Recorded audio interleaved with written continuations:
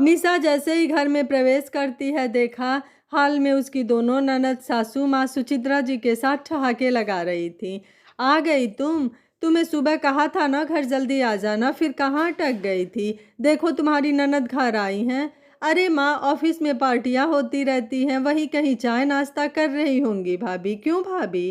ताने कसते लहजे में निधि बोली। जिस तरीके से सुचित्रा जी बातें बोलती थी उन्हें देख दोनों बेटियां भी भाभी पर उसी तरह ताने कसती रहती। नहीं दीदी, अभी क्लोजिंग का टाइम है, काफ़ी सारी फाइलें तैयार करनी होती है, बस उसी में देर हो गई। मगर मम्मी जी, आपने बताया नहीं था कि दीदी लोग आने वाली हैं। अरे इसमें बताने की कौन सी बात है? यह मेरी बेटियों का घर है, उनका पूरा हक बनता है। निधि सुनिधि दोनों का मन किया तो आ गई बेचारी। तो बोल रही थी भाभी घर में नहीं है, आप परेशान हो जाओगी। मगर मैंने कहा अपने घर में आने के लिए किसी की परमिशन लेने की ज़रूरत नहीं है, आराम से आ जा सकती हो। आखिर यह तुम्हारी माँ का घर है और इस पर पहला अधिकार तुम दोनों बेटियों का है। और तुम हर बार यह क्यों भूल जाती हो? मेरे सामने और मेरे बाद में इस घर की जिम्मेदारी तुम्हारी है। घर में बहन बेटियां या फिर कोई मेहमान आए, सब तुम्हें ही संभालना है। नौकरी करने की इजाज़त दी है, इसका मतलब यह नहीं है कि घर परिवार की जिम्मेदारियों से मुक्त कर दिया तुम्हें। अब जाओ, जाकर काम करो। जी मम्मी जी, बिल्कुल सही कहा, पहला अधिकार आप लोगों का ही है। अच्छा, मैं अभी चाय नाश्ते का इंतज़ाम करती हूँ। हाँ, सिर्फ चाय नाश्ते में ही नहीं टरकाना है, खाने की तैयारी करो। मुझे अच्छे से पता है तुम्हें इसमें भी तकलीफ होगी, मुझे भी रसोई में लगना पड़ेगा। रुको माँ, अब आपके आराम करने का समय है। घर में बहू आ गई है, कब तक यूं ही रसोई में काम करती रहोगी? निधि सुनिधि दोनों एक साथ बोल पड़ी। कहती तो तुम ठीक हो। एक काम करो बहू, तुम सिर्फ कढ़ी चावल, मटर पनीर, सूखी सब्जी, गोभी आलू, बच्चों को पनीर के पराठे, मेरे लिए रोटियां, मीठे में कुछ अच्छा सा और सलाद बनाना मत भूलना। अब निशा क्या बोलती है, तो हर बार ही होता है।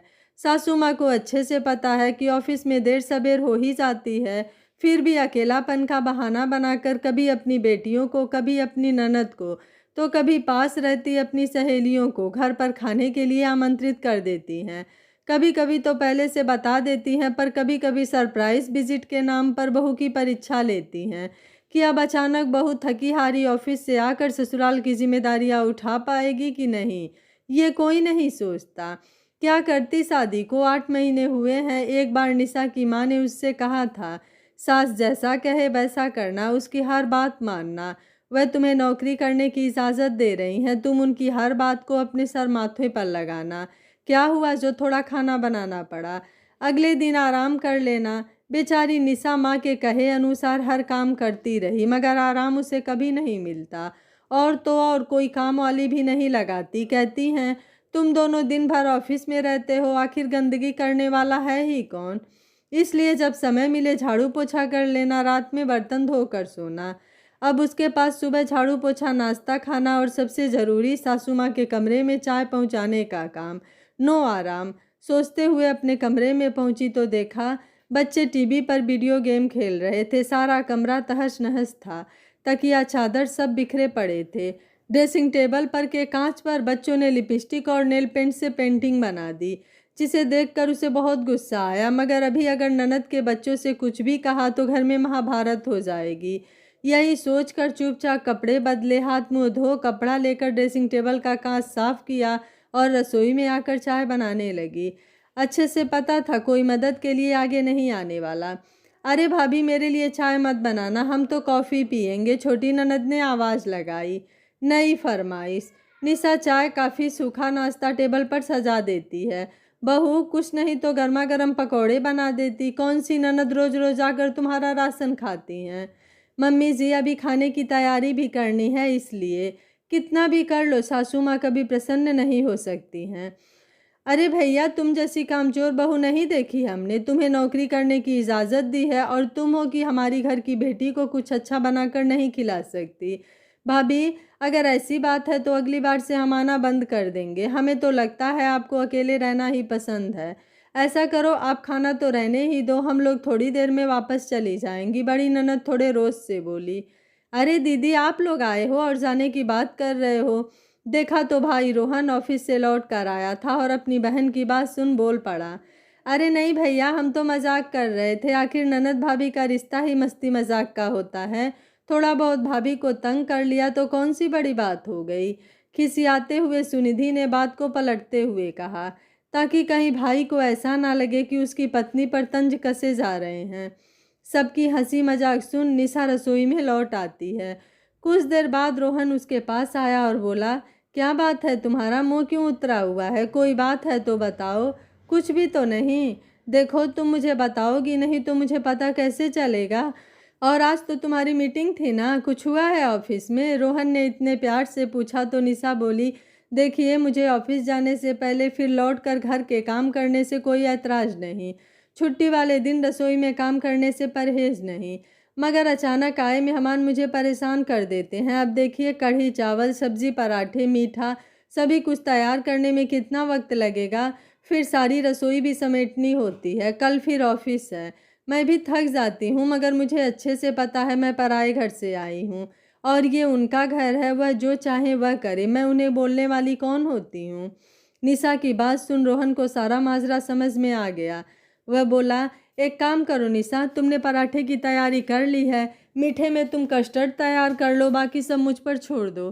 थोड़ी देर बाद एक डिलीवरी बॉय खाने की टिफ़िन दे गया। तब निधि सुनिधि आश्चर्य से बोली, रोहन, खाना बाजार से क्यों आया है? निशा के हाथों में मेहंदी लगी है क्या? नहीं दीदी, मेरे दोस्त ने टिफ़िन सेंटर शुरू किया है। जब मैंने निशा से खाने का मेन्यू पूछा तो मुझे याद आया। उसने मुझे कार्ड देते समय बोला था, मेरे यहाँ कढ़ी चावल, आलू गोभी, पनीर की सब्जी स्पेशल बनाई जाती है। तो मैंने सोचा क्यों ना आपको कुछ हट कर स्वाद चखाया जाए। घर का खाना तो आप लोग हमेशा ही खाती रहती हैं, इस बार कुछ नया किया जाए। बस मैंने झट से फ़ोन किया, फटाफट उसने यह सब भेज दिया।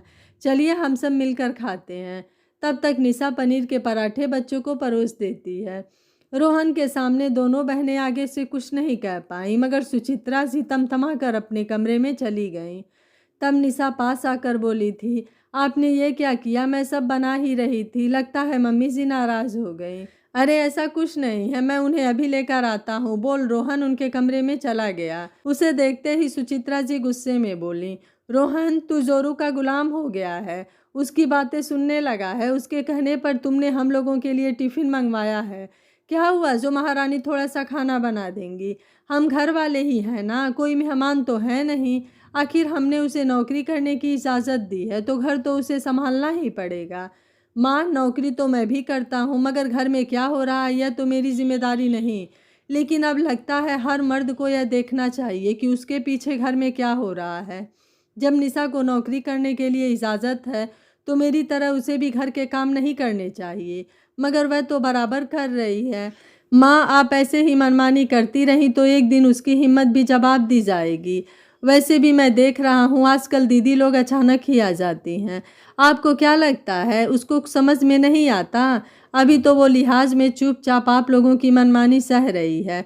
कल को बोलना शुरू किया तो मुझे लगता है आपको खाना टिफ़िन सेंटर से ही खाना मंगवाना पड़ेगा।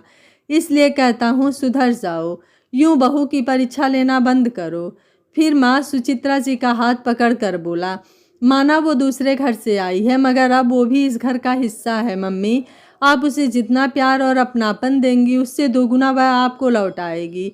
बस एक ही रिक्वेस्ट है, आप उसकी मदद नहीं करना चाहती मत कीजिए, मगर उसे परेशान करने के नए नए बहाने ढूंढना बंद कीजिए। मैंने देखा है निशा ऑफिस से कितनी भी थकी हारी आई हो, रसोई में काम करती है, उसके बाद देर रात जाग कर प्रोजेक्ट पूरा करती है, फिर सुबह जल्दी उठकर चाय नाश्ता खाना और कुछ काम ही निपटा कर जाती है।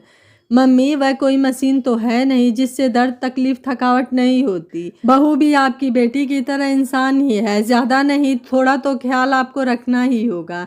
सही कहा बेटा, मैं तुम सब भाई बहनों के लिए एक अच्छी माँ तो बन गई, मगर अपनी बहू के लिए अच्छी सास नहीं बन पाई। चलो अभी भी देर नहीं हुई है, जो भी गलती हुई है उसका सुधार तो कर ही सकती हूँ।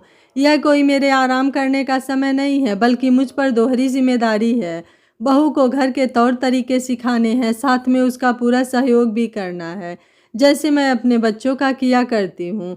बोल सुचित्रा जी कमरे से बाहर आई, निशा से बोली, सारा खाना टेबल पर लगा दो, हम सब मिलकर खाएंगे।